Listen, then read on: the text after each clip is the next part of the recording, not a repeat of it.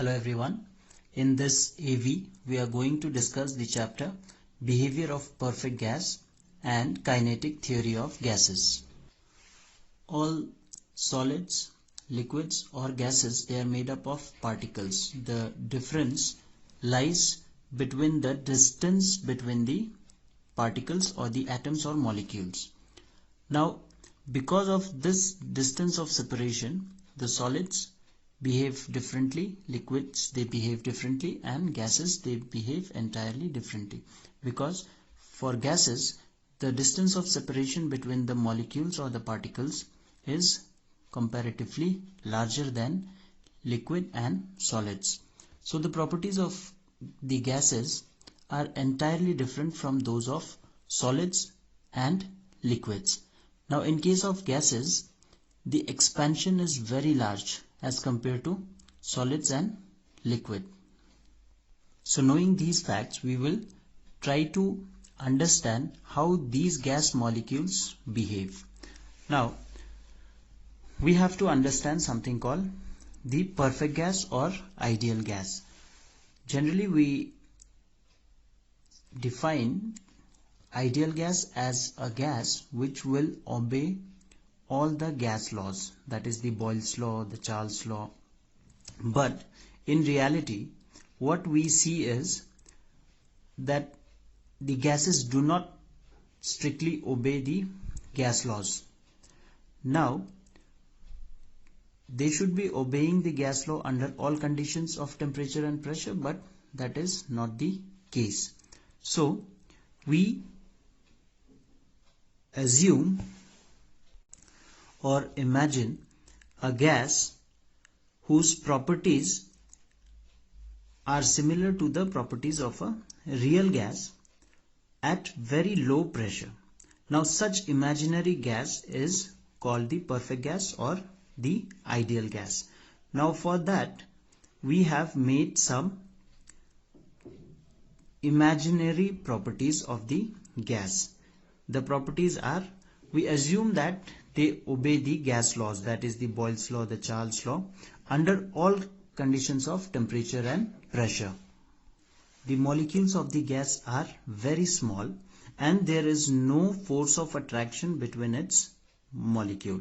So a perfect gas or the ideal gas cannot be converted into liquid or solid state, because the force of attraction necessary will not be there to be converted into a liquid state or the solid state. And the volume of the gas molecule is very negligible as compared to the volume of the container. As we have assumed that the gas molecules are very small, so by this point, that is the volume of the gas molecules is negligible as compared to the volume of the container. What we mean is, suppose we have a cube and the gas molecules are present at the corners. So we will have 1, 2, 3, 4, 5, 6, 7 and 8 molecules which will be spread all over the container. So we have said that the volume of the gas molecule is negligible as compared to the volume of the container. With this point, what we mean is there are 8 molecules of the gas. So these molecules are 1, 2, 3, 4, 5, 6, 7, 8. So this is the volume of the molecules of the gas. So automatically the volume of the molecules of the gas is very small as compared to the volume of the container. This is what we mean by this point. And there is no intermolecular force between the gas molecules. So that is why it cannot be changed from the gaseous state to solid or liquid state. Now, considering these points or these imaginary properties of the ideal gas, let's try to understand or derive the equation for ideal gas. Now there is a relation between pressure, volume and temperature for a given mass of a gas, and through studies what we have seen is out of pressure, volume and temperature, if we fix two things, then the value of the third cannot be changed. So this relation between the pressure, volume and temperature for a certain mass of the gas is known as the perfect or ideal gas equation. So we will try to derive it. Now what we assume is, suppose we have a gas which was initially at pressure P1, volume V1 and temperature T1. This is the initial pressure, volume and temperature, and it finally changes to pressure P2, volume V2 and temperature T2. So for this, now what we do is we divide this entire process, that is the process from going from P1 V1 T1 to P2 V2 T2, into two parts.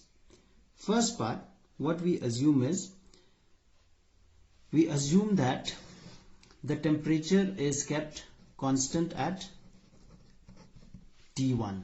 So temperature is kept constant at T1 and the pressure is changed from P1 to P2. And in this process, what we assume is the volume changes from V1 to V prime. From V1 it doesn't go directly to V2. We assume that from V1 it goes to V prime and then from V prime it goes to V2. Now under this conditions where we have kept the temperature constant at T1, pressure is going from P1 to P2 and volume from V1 to V prime, if we apply Boyle's law. Now Boyle's law says, according to Boyle's law, PV is equal to constant. This we will be discussing in the later part of the chapter, but this is Boyle's law, PV equal to constant. So under these conditions, what we have is P1 V1 for the initial state is equal to, Boyle's law says PV equal to constant, or P1 V1 is equal to P2 V2. So applying this here for the initial state, we have P1 and V1. So P1 V1 is equal to the final state, that is P2 V prime. Now from here, if we want to find out the value of V prime, then it is nothing but V prime is equal to P1 V1 upon P2. So we assume it to be equation 1. Now this was our first part where we had assumed the temperature was kept constant at T1 and pressure changed from P1 to P2 and volume changed from V1 to V prime. Now for the second part, we assume that the pressure is kept constant at P2. Pressure is constant. Here, since we had kept temperature constant, so we could apply Boyle's law. Now here we are keeping pressure constant, so we will have to apply the Charles law, which says that volume is proportional to the absolute temperature. Now what we can do here is, since we have kept pressure constant, so the temperature will change from T1 to T2 and the volume initially had changed from V1 to V prime, so now it will change from V prime to V2. So applying Charles law, what we will have is V prime upon T1 is equal to V2 upon T2. So from here the value of V prime would be V2 T1 upon T2. This is equation 2. Now both equation 1 and equation 2, they are equal to V prime. So we can equate equation 1 and equation 2. When we equate equation 1 and equation 2, then we will have equating 1 and 2, we will have P1 V1 upon P2, that is equation 1, is equal to V2 T1 upon T2. Now here, if we bring all the letters containing 1 on one side and all the letter containing 2 on the other side, then this T1 will be brought this side. So we have P1 V1 upon T1 is equal to P2 goes this side, so we have P2 V2 upon T2. Or this can also be written as PV upon T is equal to a constant. Now here in this case, this constant is R, which is known as the universal gas constant. So if we multiply T to the other side, then PV is equal to RT. Now this is the ideal gas equation. We have used, or we have derived this equation using the gas laws. So it is true for an ideal gas. Now this is why it's known as the ideal gas equation. So if the gas has, this is for one molecule of the, or 1 mole of the gas. Now if the gas has mu moles, then this equation will be changed to PV equal to mu RT. Some books they also write it as PV equal to nRT. Now this is the ideal gas equation. Now from this equation, the value of R can be calculated, which comes out to be 8.31, and the unit of R is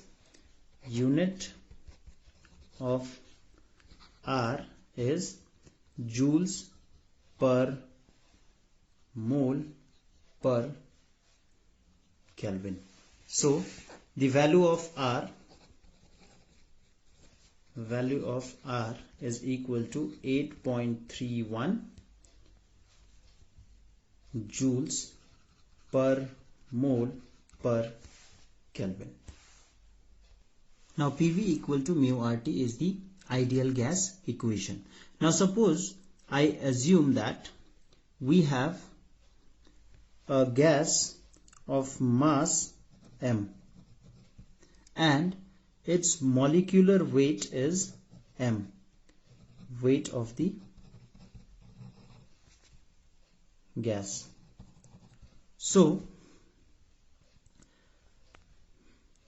mu can be written as mass upon weight, because mu is the number of moles of the gas. So if I put this value in ideal gas equation, then my ideal gas equation becomes PV equal to, instead of mu we will write m upon W, capital M, the weight, RT. So PV equal to small m upon capital M RT, where small m is the mass and capital M is the weight of the gas. Now we know that the number of molecules in 1 mole or m gram of gas is nothing but the Avogadro's number. So number of molecules in m gram of the gas will be N is equal to Avogadro's number multiplied by the mass upon weight. So here if we bring n to this side, then we have the equation is n upon capital N is equal to small m upon capital M, the mass of the gas upon the weight of the gas. So now this equation can be used here. So for m upon m we can write n upon n. So my equation PV equal to m upon m RT, instead of m upon m we write n upon n. So it becomes PV equal to n upon n RT.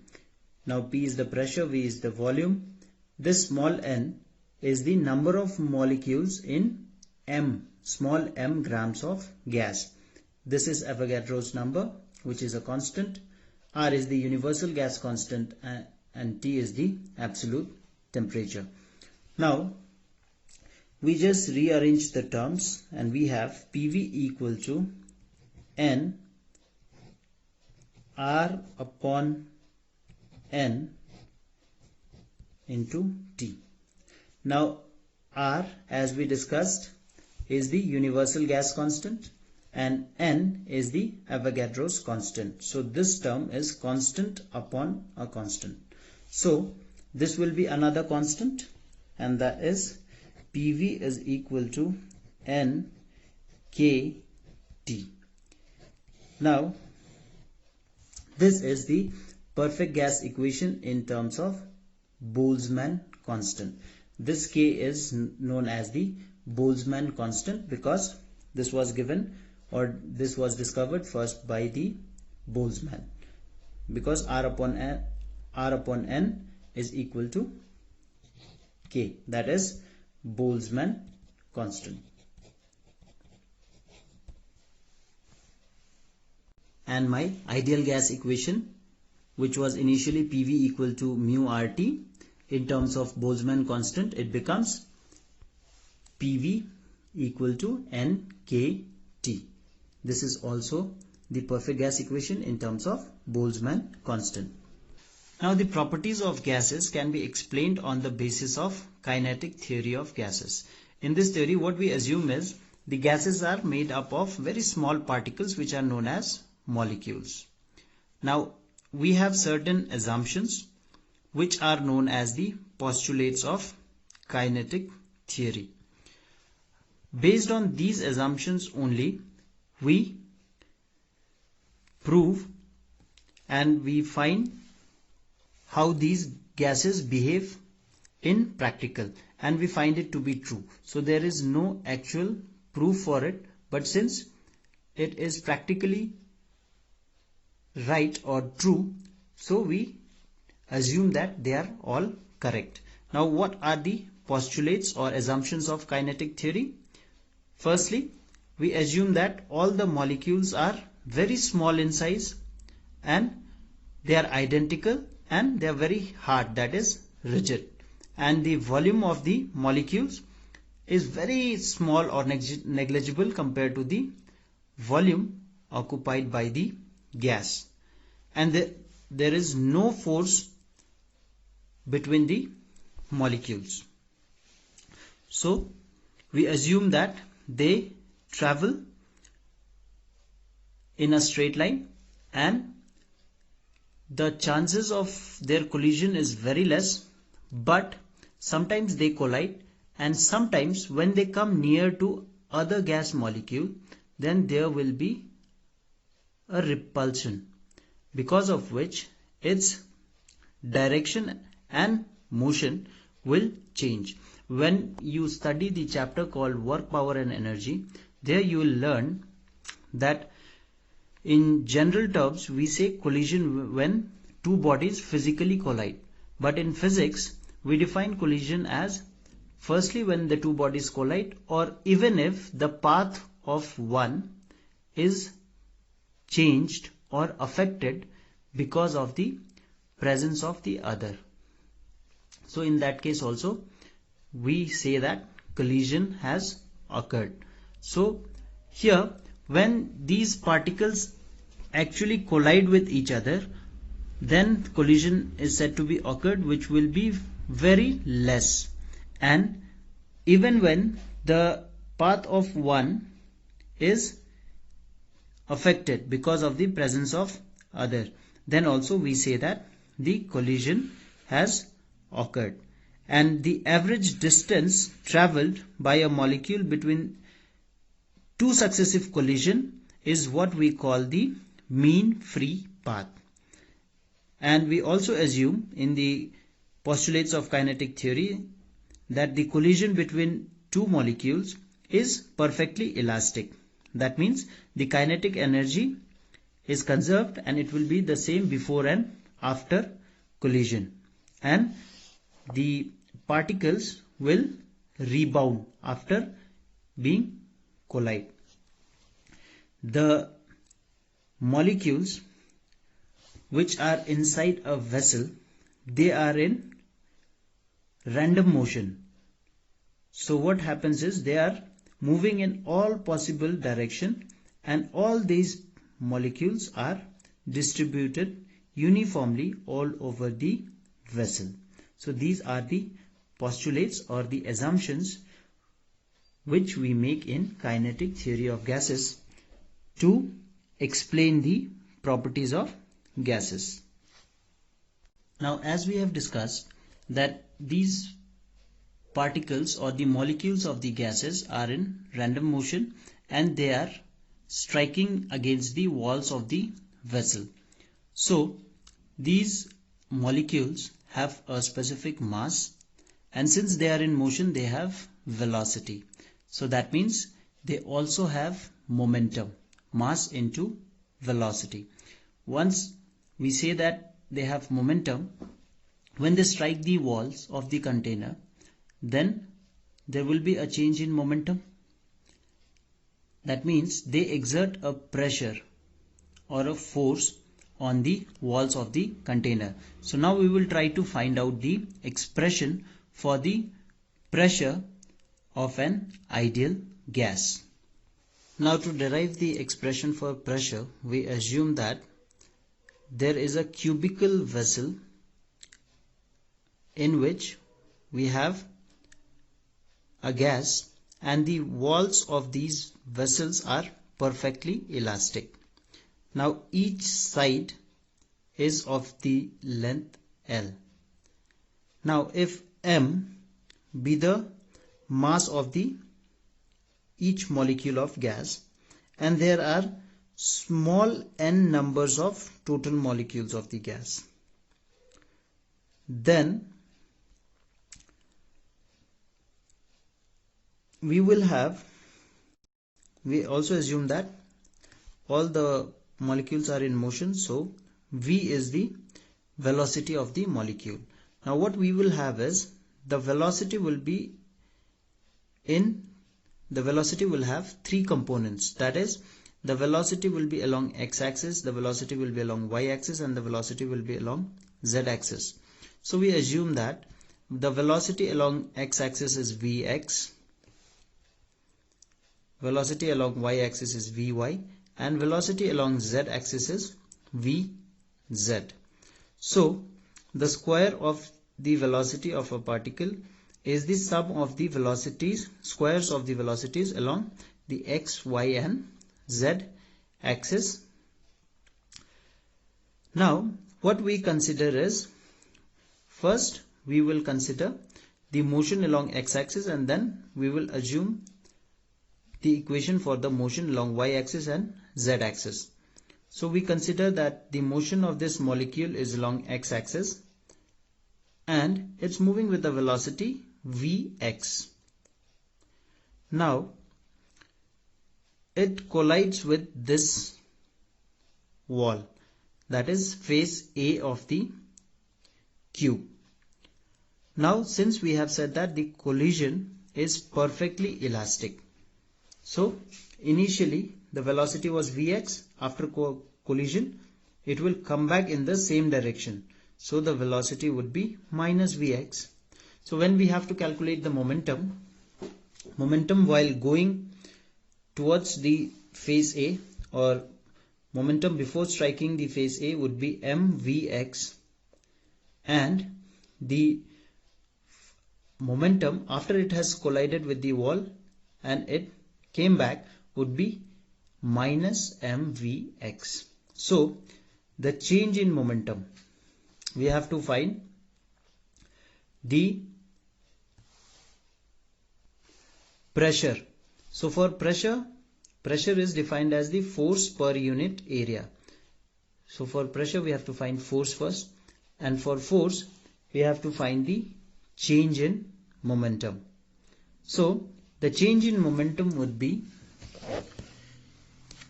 change in momentum is final momentum minus initial momentum. So final momentum is after it strike the wall and it returned, so minus mvx, minus the initial momentum, that is mvx.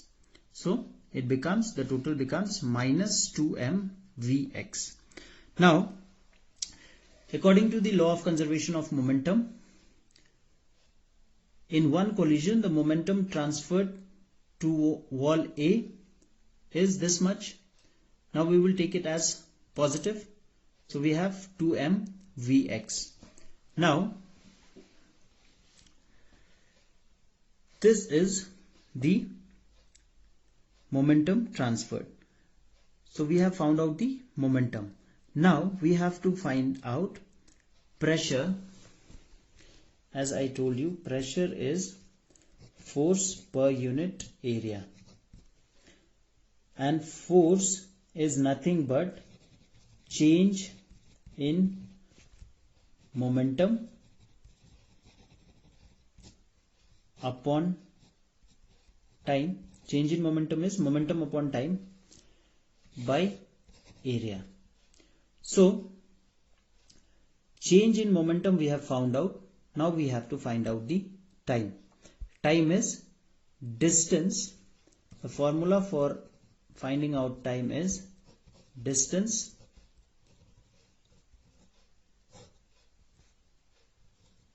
upon speed or velocity. So here the distance is one length of one side of the cube is L. So the particle or the molecule goes from one part to the other part, covers the distance L, strikes the wall of the container and comes back.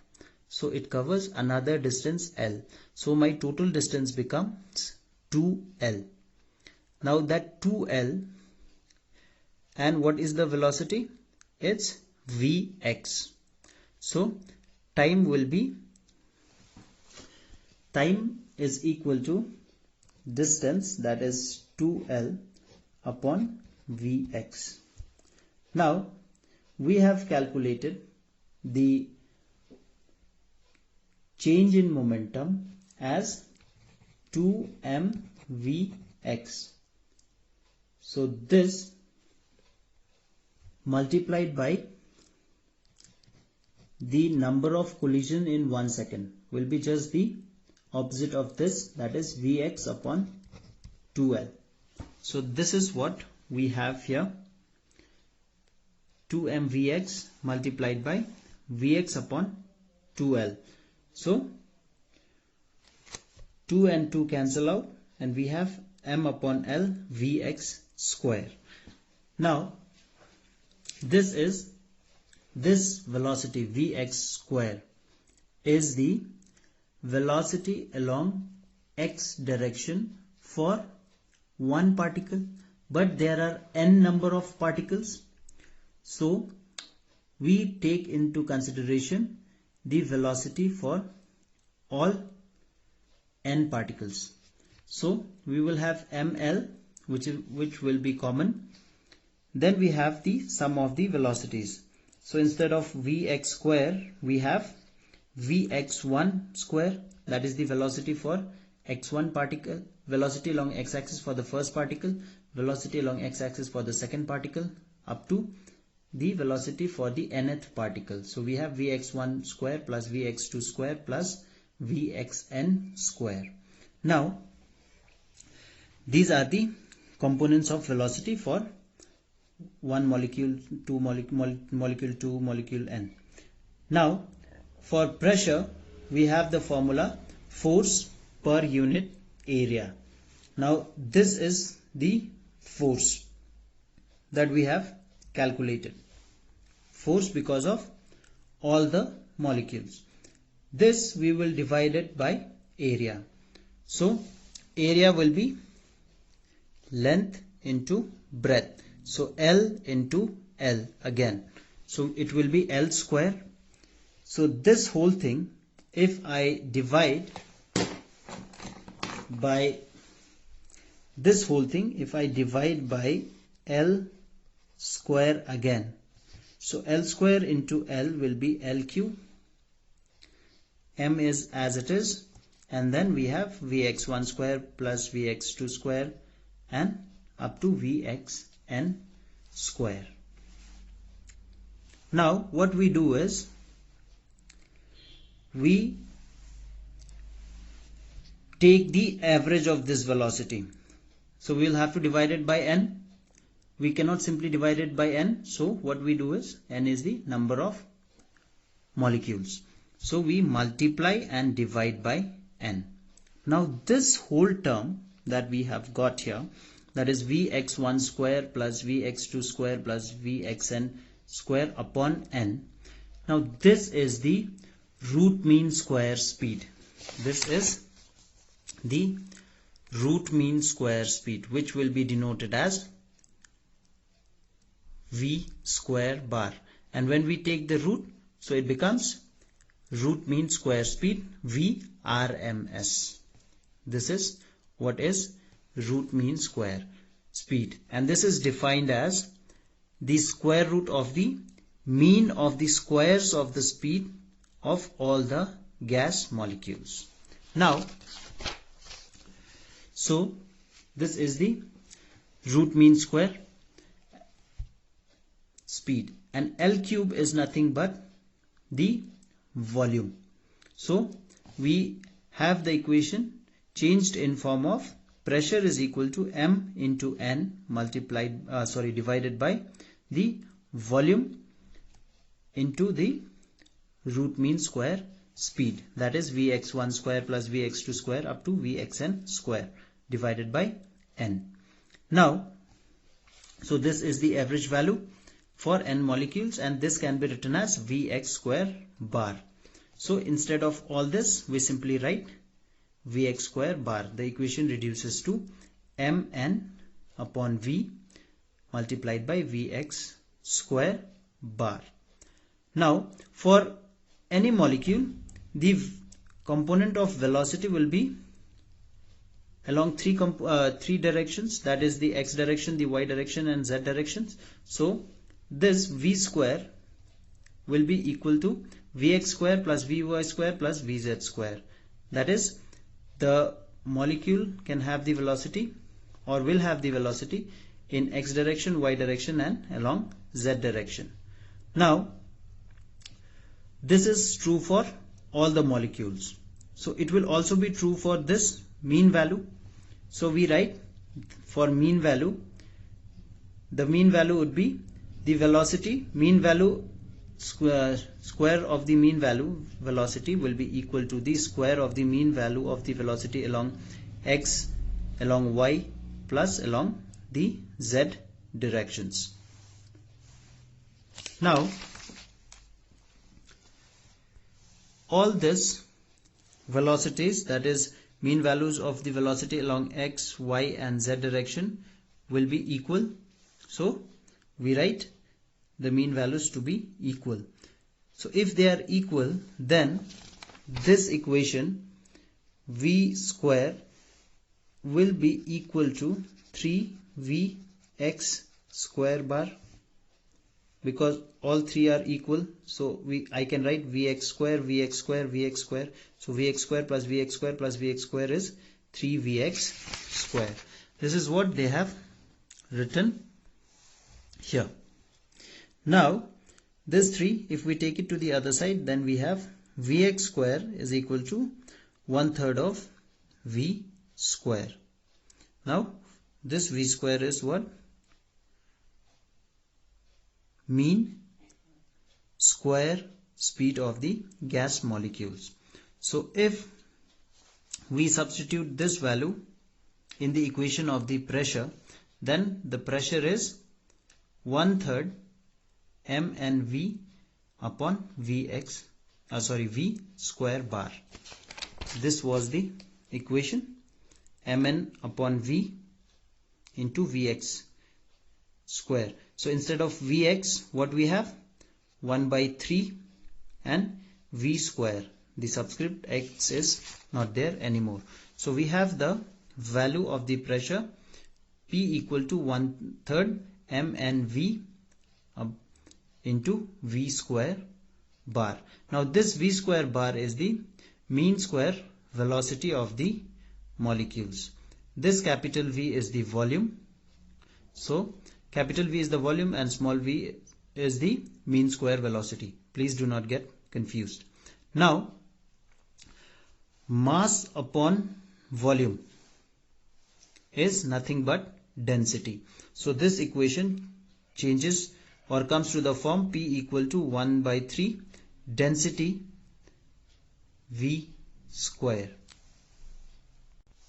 because here M is the moles of the gas and mass of the gas, and N is the number of moles of the gas. So this, if we multiply, it will give us the total mass of the gas. So mass upon volume is nothing but density. So pressure is equal to 1/3 density multiplied by the root mean square velocity.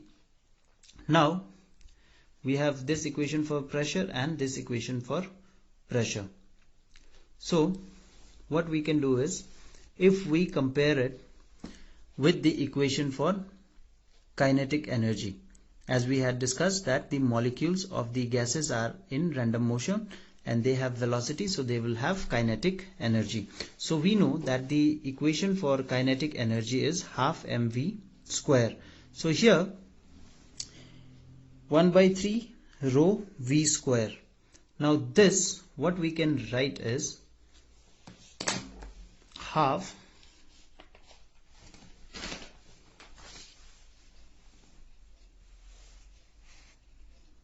the equation for pressure is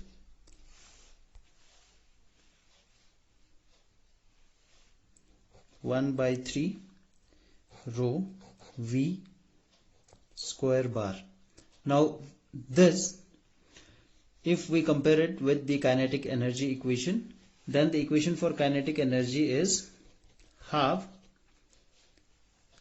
mv square. So m and v square, we can assume it to be this one. What we want is half. So we will simply write half rho v square. Now since we have written half, this 2 has come extra and this 3 has vanished. So 3 needs to be there and this 2 should be balanced. So we have 2/3. So this is nothing but the energy. So we can write pressure is equal to 2/3 E. That is the energy. So this is the equation. Pressure is equal to 2/3 E. So we say that the pressure of the gas is equal to the 2/3 of its translational kinetic energy per unit volume. Now since we know the equation for the pressure of the gas, so what we can do is we can use it to get the Boyle's law and the Charles law. Now we have the equation for pressure as P equal to 1/3 m into n divided by capital V, that is the volume, multiplied by the root mean square speed. Now if we take this V to the other side, we have PV equal to 1/3 mn V square. Now m is the mass of the molecules of the gas, n is the number of moles of gas. So these two will remain constant. 3 is a constant, and if temperature remains constant. Why temperature remains constant? Because if temperature is not constant, then the velocity will increase. So if temperature remains constant, then we can say that even the velocity is constant. So we have, this is a constant, these two are constant, and this is constant. So we have PV is equal to constant. Now this is Boyle's law, which is also written as P1 V1 is equal to P2 V2. Generally we use this for proofs and for numericals. Now again we take into consideration the formula or the expression for pressure to prove the Charles law. For Charles law also we will take the help of the equation of pressure. Now Boyle's law stated that the product of pressure and volume for a given mass of a gas will be a constant provided the temperature is kept constant. Now for Charles law, we consider the equation of pressure, that is P equal to 1 by 3 Mn upon volume and velocity square, that is the root mean square velocity. Now what we do here is we interchange the position of P and V. So we will have V is equal to 13 Mn upon P and then square of the velocity. Now here we will again use the expression for energy. So for that, if we consider this equation for the pressure once again, then from ideal gas equation we know that PV is equal to RT. So instead of PV, since I'm writing PV this side, so this V won't be there anymore. So PV, instead of PV we can write RT is equal to 1 by 3 MnV square. Now if we consider 1 mole of a gas, then this N will not be there, and the number of molecules will be capital N, that is Avogadro's number, and that we are bringing it to the left hand side. So the equation would be RT upon N is equal to 1 by 3 mv square. Now this 1 by 3 mv square, if I want to change it to kinetic energy equation, or when I compare it to kinetic energy equation, then I can write it as equation for kinetic energy is half mv square. Comparing it with this, m is here and v square is here. What is missing is 3. So we write here 3, and this 2 is extra, so we balance it with this. Now in the next step, what we do is we take it to this side. So I have 3 by 2 R upon N multiplied by T is equal to half mv square, that is kinetic energy or energy. Now again, as we discussed earlier, R is the universal gas constant and N is the Avogadro's constant. So constant upon constant is another constant, that is Boltzmann constant. So we have 3 by 2 kT, that is E. So for Charles law, here what we do is this whole thing we try to convert it in terms of energy. So for energy I need half mv square. So m is already written, v square is already written. What we have missed is this N and this P, and then this 2 needs to be balanced, and this 3 we haven't written. So this is how the equation gets transformed. So 2 and 2 cancel out, 3n.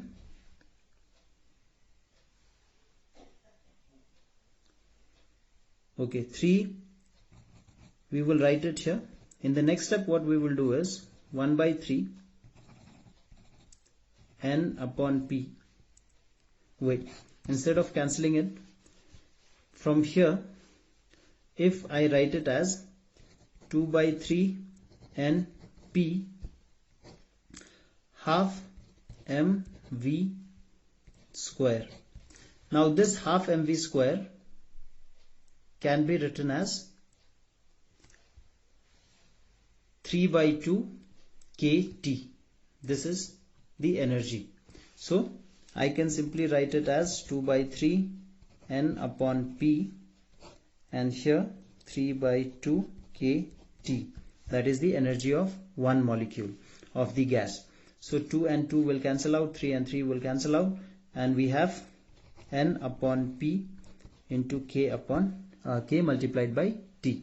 Now if we assume that pressure is constant, this time pressure is constant, then small n will be constant, K is a constant, so we can write V is directly proportional to T when the pressure is kept constant. Now this is Charles' law. And then we have another law, that is Avogadro's law, which states that for equal volume of all the gases, all the gases will contain equal number of molecules. So what we have to keep the same, thus condition of temperature and pressure should be the same. So for PV we have the equation, pressure is equal to 1 by 3 m1 n1 v1 square upon V. So this V has been taken this side. This is the equation for pressure only. Similarly for the second gas, where we assume that it has mass m2, n2 is the number of particles, and v2 is the velocity, root mean velocities of the molecules of these gases. So since they are both equal to PV, we can equate them, and we have 1 by 3 getting cancelled out, m1 n1 v1 square is equal to m2 n2 v2 square. Now since this equation, the gases are at the same temperature, so their kinetic energy will not change, it will be the same. So we have half m1 v1 square is equal to half m2 v2 square. So in this equation, m1 v1 square and m2 v2 square will cancel out, and we will be left with n1 is equal to n2. This is the Avogadro's law.